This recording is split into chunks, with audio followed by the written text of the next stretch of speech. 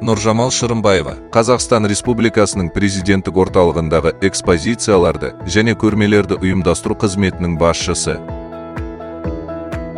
Музей ғасырлар шежіресі мен өмірдің рухани қазынасы дейтін болсақ, ендеше музей саласында 1987 жылдан бастап қызмет атқарып келемін. Музей ол менің өмірім.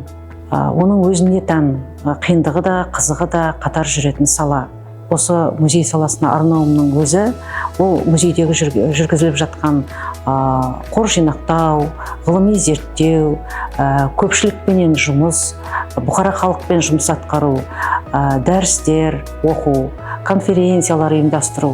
Міне осы сала мені өте қатты қызықтырды. Сондықтан да мен музей саласына деген менің сүйіспеншілігім жыл өткен сайын арта бастады. Әрине, жалғыз мен емес, менімен бірге әріптес болған музей мамандарының барлығы өмір мектебінен өтті деп айтуыма толық болады.